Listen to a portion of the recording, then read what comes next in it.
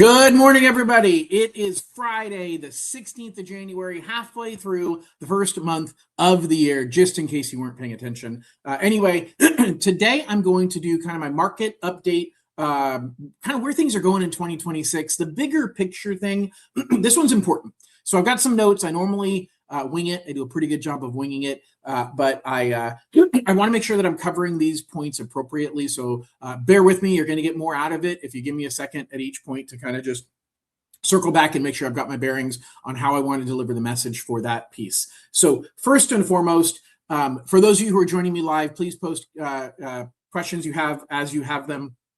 If you're watching recorded, thank you. Post questions in the comments on whatever platform you're watching, and I will be able to respond to those as soon as I can. And please make sure if you like this information, share it with people, click the like button and put comments in there. Thank you for that. All right, so let's dive in now and talk about kind of what's going on.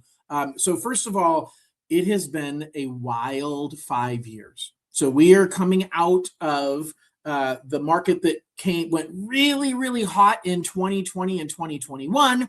2022 is kind of a transition year. Inflation starts to become an issue. Interest rates start moving up. And then 23, 24, and 25 have all been essentially Groundhog's Day.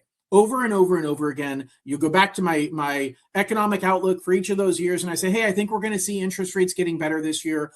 All the signs point to inflation coming down, or inflation was transitory, and this was a unique situation. None of those things came true. I was wrong on every single point. The entire industry was wrong on every single point. And a lot of home buyers and realtors got it wrong by saying, oh my gosh, I'll go ahead and buy a house with a temporary rate buy down, and I'll be able to refinance in a year and everything will be hunky-dory. And that's not what we ended up with.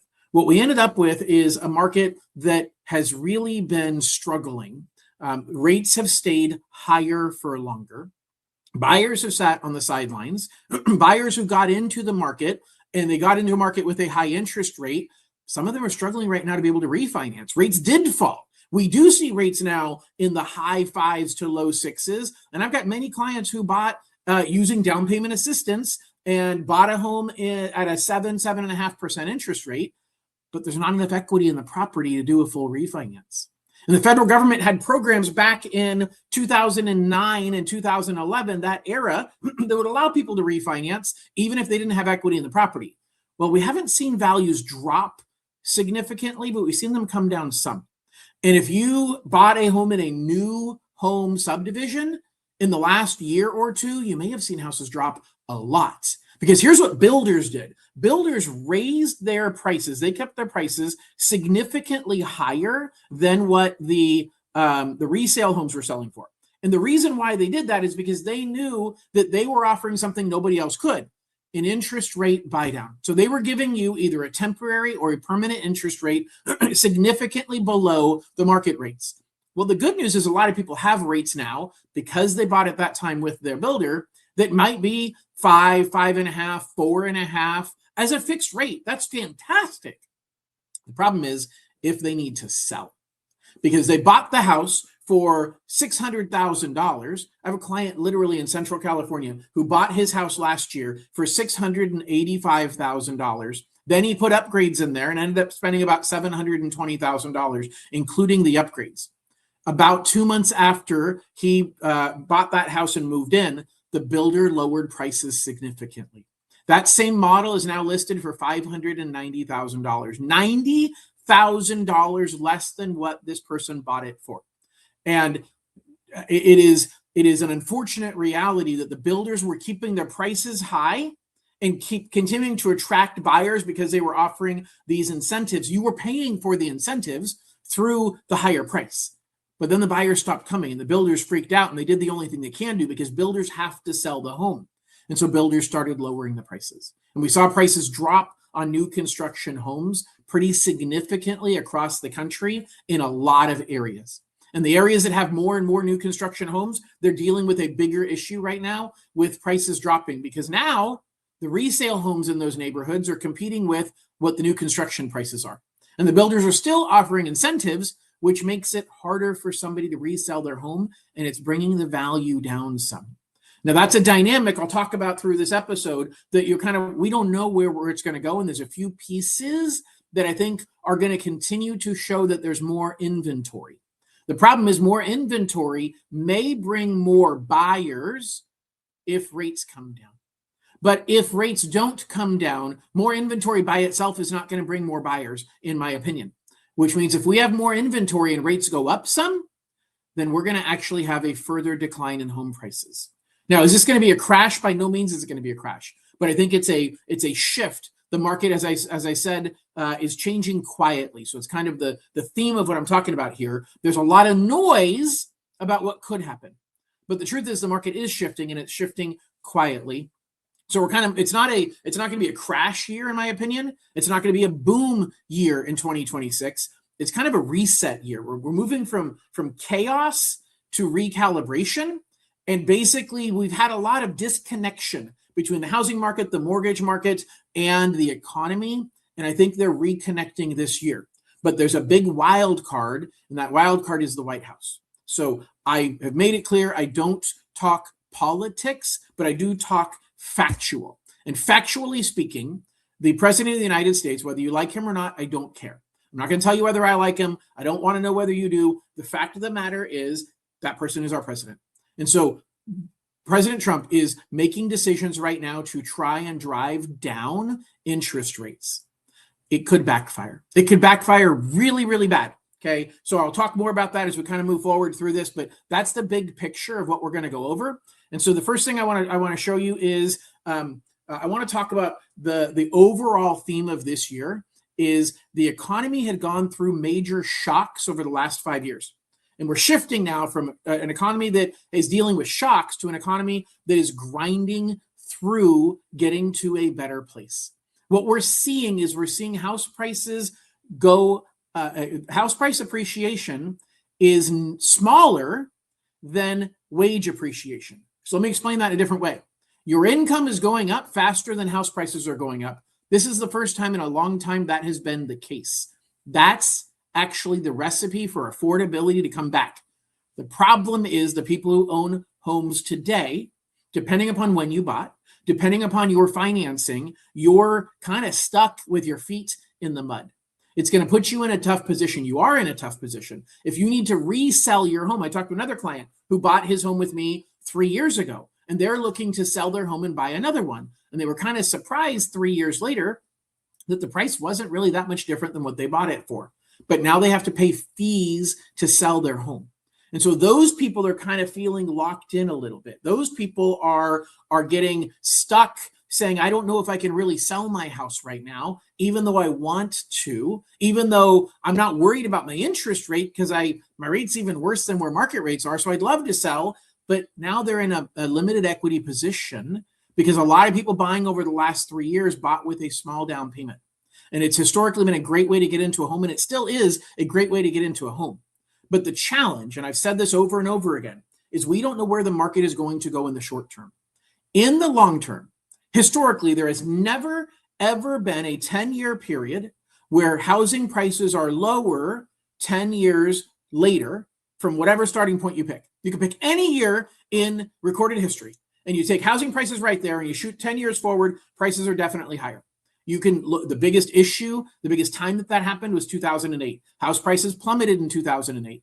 But if you bought a house in 2007, you were in trouble if you tried to sell in 2011. But you were fine if you sold in 2017. So that longer term horizon is what we're living through right now. The people who bought in the last 3 years, if they said, man, I got to get out after 2 years, they're in a tougher spot if they didn't put a bigger down payment.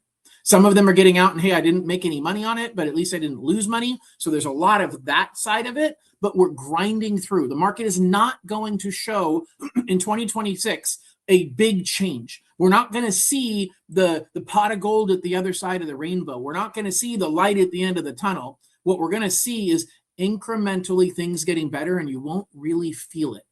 It's like your kids growing up. Every day, you wake up in the morning and you get your kids out of bed and get them ready for school. And one day you realize, oh my gosh, my kid that was, 4'6" is now 5'3". When did that happen? I blinked because it happened a little bit every single day and you never noticed. You never noticed until you went back to the doctor and they measured him like, oh my God, what? My kid's 6'3"?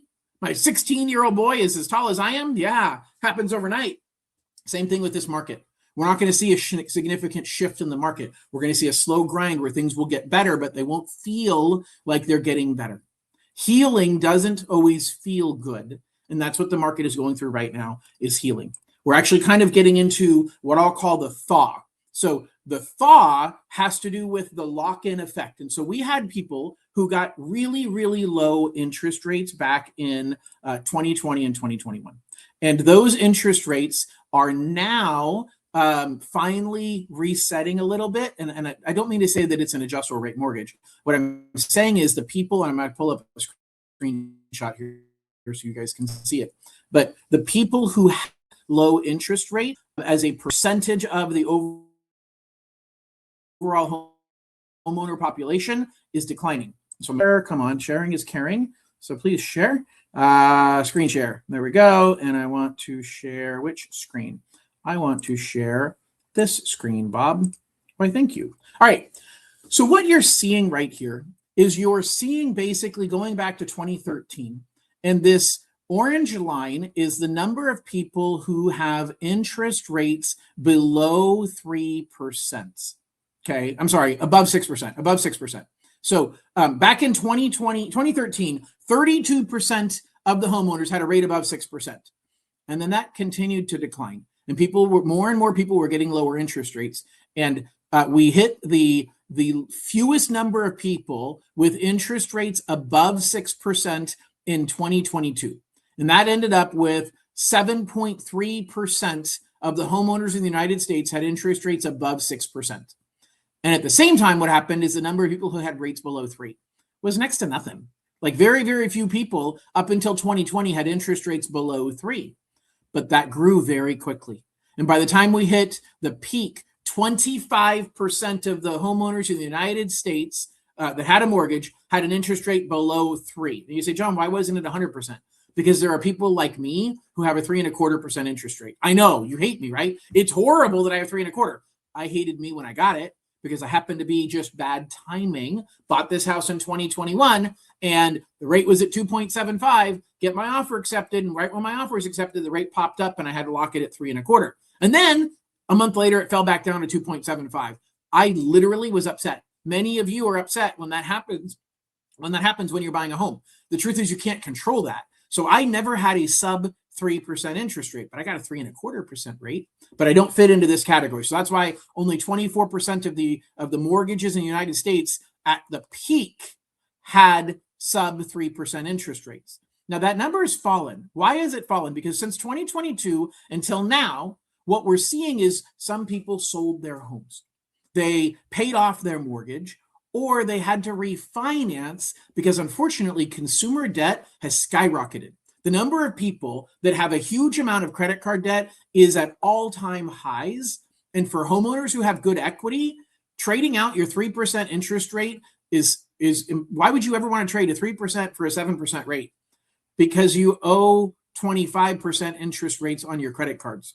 And I literally have helped clients who owe $200,000 on their mortgage at 3%, and they owe $120,000 on their credit cards and their other debt at an average of 20 to 25%. It is smarter to consolidate that together. So we had a lot of people who over the last 3 years have gotten rid of their sub 3% interest rate. But again, is it a significant number? No, it went from 24% down to 20%.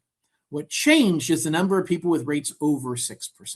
These are first-time home buyers. These are people who bought investment properties in the last 3 years. These are people who refinanced their homes. And it went from the low of 7.3 to now 21% of the mortgages in the United States are above 6%. That is greater than the 20% of the mortgages that are below 3. That's the thawing that I'm talking about. That's the shift. I'm opening up another chart here just to show you the numbers a little bit more incrementally or a little more directly. And it's this guy right here. So what this one says, and I'm going to share this right now. Come on, computer. You got it. You can do it, computer. All right. So let's share this guy again. And you're going to see in 10 seconds Let's do the correct button, John, and share the screen. And there we go. All right. So what this guy is showing you is the numbers mathematically, because that other chart didn't tell you, well, what about the people who are somewhere between 3 and 6? So there's a largest group of people right now is between 3 and 4. So I'm in that group. 31% of the population of mortgages has rates between 3 and 4. So 50% of the mortgage holders out there are below 4%. The other 50% are above. So 17% are between 4 and 5, 10% are between 5 and 6, and then 21% are between 6 and above. What does that mean? That means the people with higher interest rates are willing to move. It means that if somebody has a higher interest rate, the freeze that we saw, now fewer people are frozen. Okay, the thaw is happening around the edges, and some people are saying, hey, there's more opportunity for inventory to open up. So that's a really, really critical differentiator as we look at this, is life events are coming back into the market. People are going through divorces. People are having babies and needing to buy bigger houses. The problem, though, is that the inventory is going to be an issue. And one of the problems with inventory has to do with the condition of the properties. And so I'm going to talk about that as well. And I'll actually kind of cover that right now. What we're dealing with, though, is these houses that are coming on the market, they're old. They haven't been remodeled. You've got somebody who has lived there for quite some time and done the bare minimum to the home. And so I actually have had 3 purchase contracts this week where my clients canceled after doing inspections. Normally, after doing inspections, it's a renegotiation. It's a, hey, the seller will do this work. We'll accept that. We'll make it work. I've got 3 buyers in a row this week that walked away from homes because of the condition of the property, which tells me that we've really got to start having conversations about how do we fix the housing stock in the United States. And part of it comes from renovation lending. I think we're going to see more renovation loans coming up. I'm going to be talking more about renovation lending because I think that's a critical component of how we get out of this problem, because the only homes that are going to come on the market that are going to be, how do I want to say this? We're still going to see price wars on the best homes. We're still going to see a lot of people wanting to buy the homes that are in great condition. And so if you have a big down payment and you're willing to go up in price, you're going to be in the running for those homes. But the rest of the homes that come on the market are going to be the ones that sit for a little while. The seller wants to negotiate, but they aren't really willing to negotiate. They don't have the money to put towards any upgrades. And so now the buyer really should be looking at a renovation loan, which is actually a really good idea because it lets you take the perfect home location and the perfect home size and make it the perfect home in the inside for you. Maybe there's some things that are run down. Maybe there's some things that are broken. Maybe there are problems with the house and you can finance that into the loan. And I think we're going to see more opportunities to do that. And if you're looking to buy a home this year, you may want to look into renovation loans. And I am an expert in them and I can help guide you down that road. So we do see this freeze kind of thawing out some, but the next issue is going to be inventory. Okay, so here's the issue with inventory. Rising inventory is all we've been waiting for. We've been hoping that more homes come on the market, and we're seeing it. But be careful what you wish for, because inventory rising without demand going up means house prices are going to fall. Okay, now for a potential home buyer, that's great. I can get the home at a lower price. The problem is, when do you buy?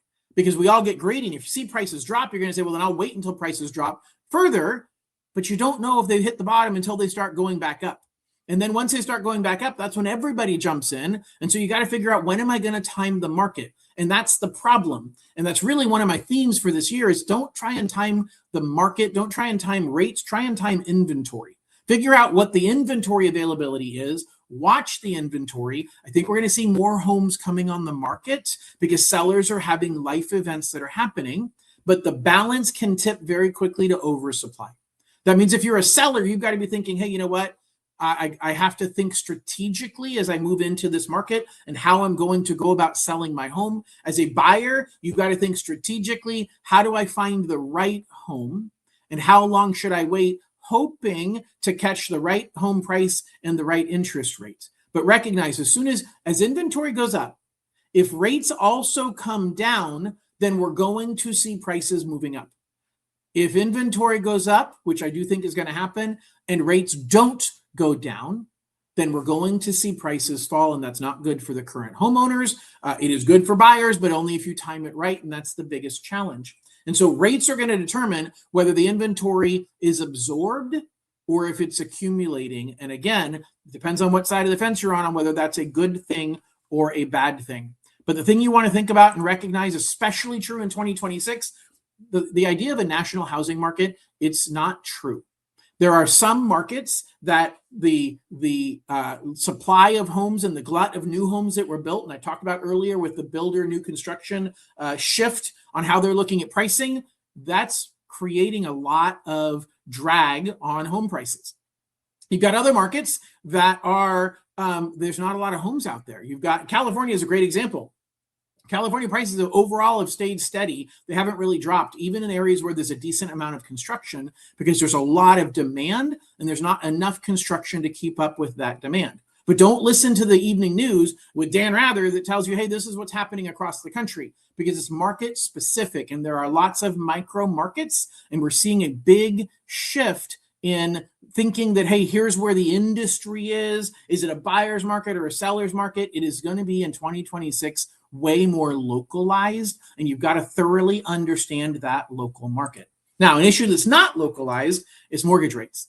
And rates are not set by the Fed. We've talked about that many, many, many times.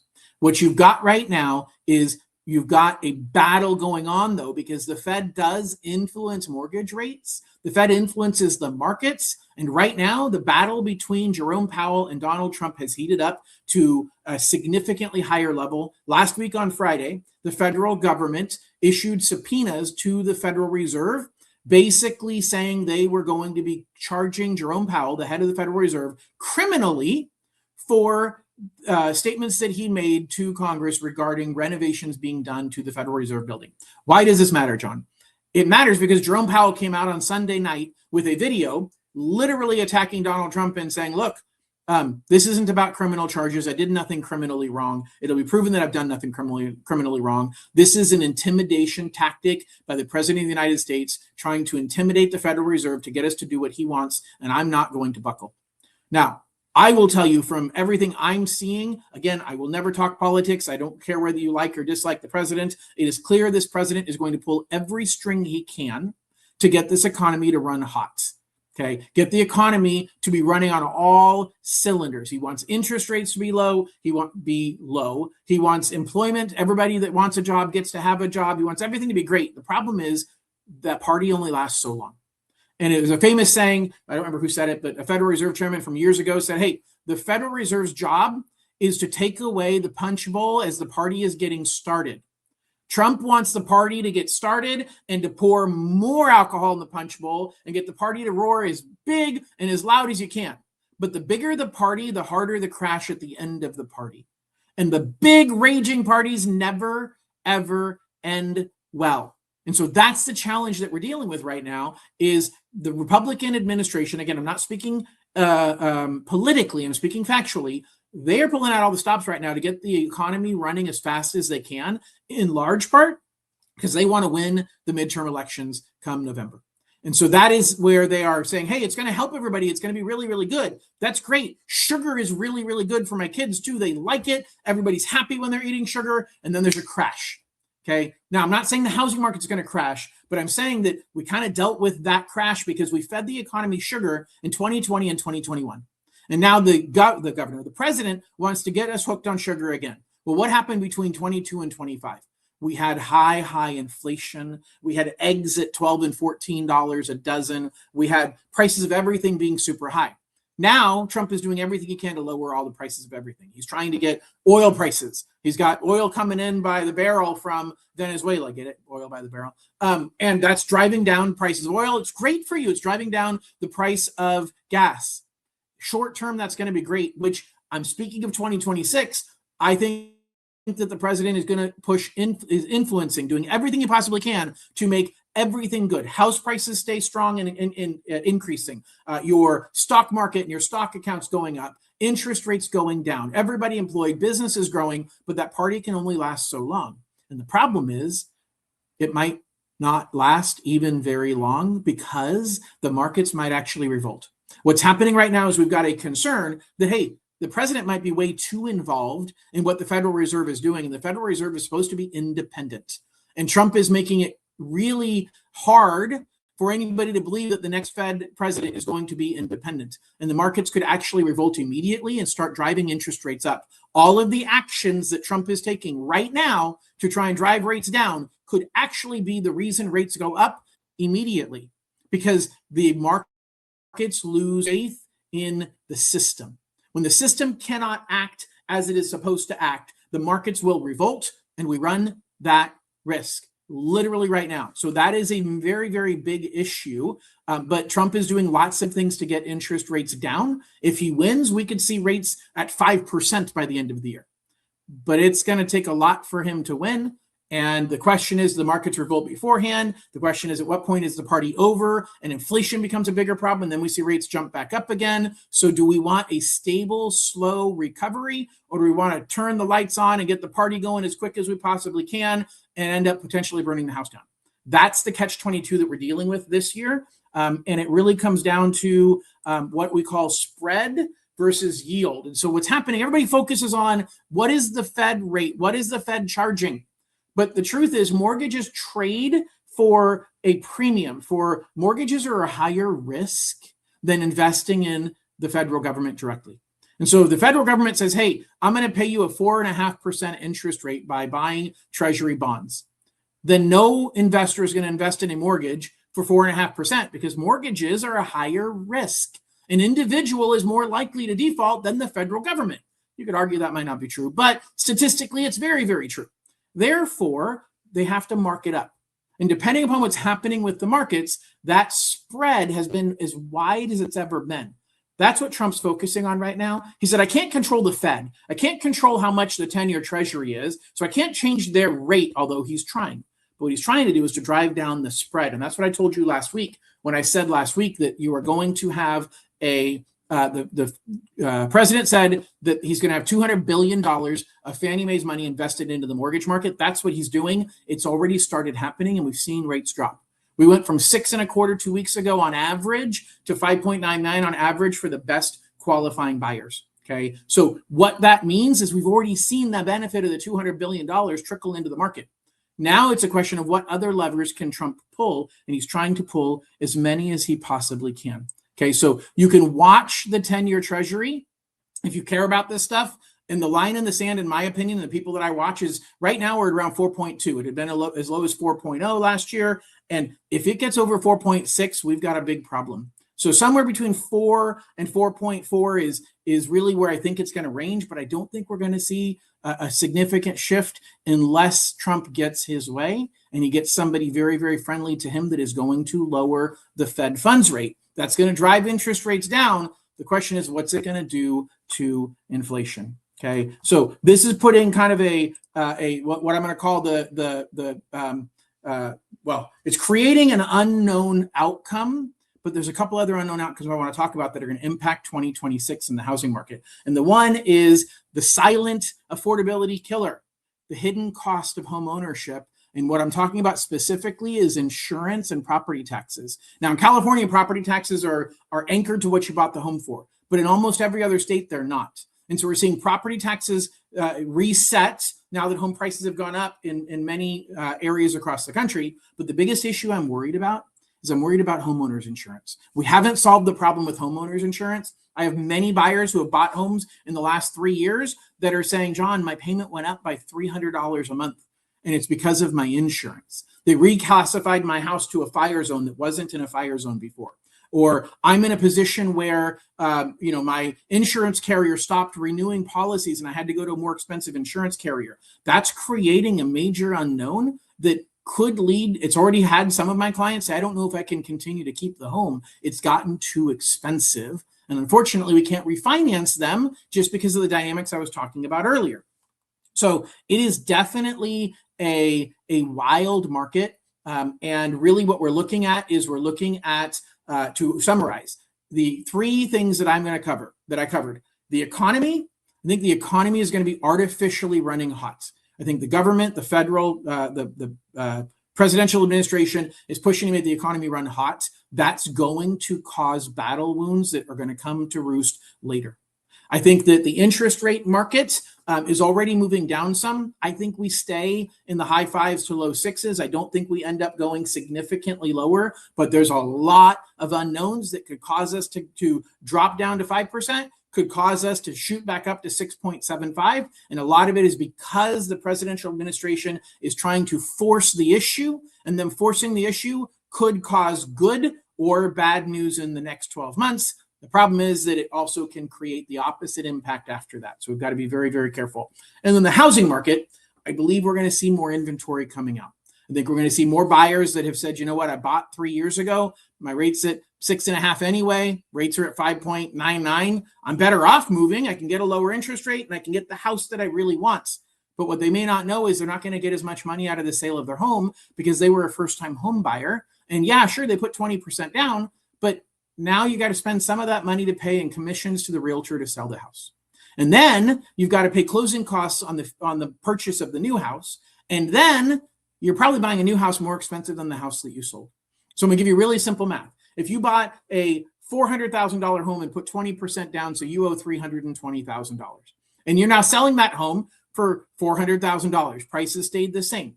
Your mortgage balance might have dropped to $310,000. So you have $90,000 in equity. Great. But you're going to spend probably 5% to sell your house. So you're going to spend 20 grand. So now you're getting 380 out of the sale of your house. And so you actually got $70,000 to take to the next house. You buy the next house and you're going to buy a $600,000 home. And you have $70,000. Mind you, 15 grand of that is going to be closing costs, which means you have $55,000 for your down payment on a $600,000 home. That's not even 10% for the down payment. Now, obviously, the math I'm estimating here, but you can see very quickly that while I put 20% down on my $400,000 home, that doesn't equate to 20% down when you move up to the next house. And so we're going to see, though, more of the people saying that just is what it is. I'm willing to do it. I still get a lower interest rate because my current home's at 7 and I can get a new one at 6. So that's opening up inventory that we haven't had in a long time. Starter homes historically have stayed somebody's home for 2 to 4 years and then they sell. Well, we had a lot of first-time home buyers who bought their starter home in 2022 to 2024. That means we are hitting the 2 to 4 year mark for those people. And rates are close to what they bought for, so they're not going to be locked in. They're in a position where, hey, I can get most of the equity I put in there out of it to buy something else, and my family is growing. I've got a baby coming. I've got another new addition to the family. I got married since then. This house doesn't work for me. I got divorced since then. So we're going to see a lot more lifestyle moves. And I think we're going to see a lot more inventory coming on the market in 2026. The problem is the condition of that inventory. Have those buyers done anything with the home to make it nicer? People who bought homes in 2020 and 2021, they bought them not sight unseen, but without negotiating conditions. They didn't do inspections. They didn't do repairs because they were just lucky to get a house. And now they're selling that house and they're freaking out because now the buyer has the time and they're doing the inspections and they're stuck holding the bag. They're stuck having to do those repairs or give concessions to the buyer so that the buyer can do those repairs. And so I think we're going to see the good news of the housing market, more homes coming on the market. But if rates don't go down, those more homes are going to cause house prices to go down. If rates do go down, then we're going to see a healthy recovery, stability in housing prices, the inventory being eaten up by people who are looking for homes. And as I said earlier, a lot of people looking for homes right now should look into renovation loans because the ugly duckling, the best house in the best neighborhood, in the worst condition, may be the best way for you to get the deal in the coming market. And so the pricing power is shifting. We're in a position where, we've been in a very, very heavy seller's market for 2020 to 2022. And then in the last 3 years, we've been in a moderate market. And in some pockets, we've been in a buyer's market. And we're seeing that market continue to diverge. We're seeing the market go in two different directions. And in some pockets, it's going to be very much a seller's market. In other pockets, it's going to be very much a buyer's market. But really, the moral of the story for 2026 is that this market is all about rebalancing. Okay, it's a year of the extremes kind of hopefully coming back. and it's going to reward patience. And so if you have patience, if you have great advisors on your side, and if you don't know yet, I am interviewing to be that advisor for you, to help guide you and take great care of you. And so I want to help you make those decisions. And so if you have questions about what this is going to mean to you, scan this QR code up above, or click on the link in the description down below, or type in the URL up above. And if you've liked this information, please share it. Give me a thumbs up and share this information with anybody else you know who could use it. 2026, I believe, is the year we're going to start recovering. But recovery looks different for everybody, and it's going to depend on what position you are in. Because depending upon where you sit in the market, and whether you're a homeowner or not, and what your interest rate is right now if you are, or what your affordability and budget is if you're looking to buy a home, that's what's critical to me in 2026, and that's what's going to make the difference between success and failure. Gang, I really, really appreciate you listening. I appreciate your trust. I'm looking forward to continuing to advise you and guide you. And I want to remind you one last time, I'm not popular enough to make money off of YouTube. I get paid off of doing mortgages. So if you know somebody, yourself or somebody else who's looking to purchase a home, refinance a home, I am here to take great care of you. I'm interviewing for that opportunity. Thanks everybody for listening. Have an absolutely wonderful weekend, and we will see you next week. Bye-bye.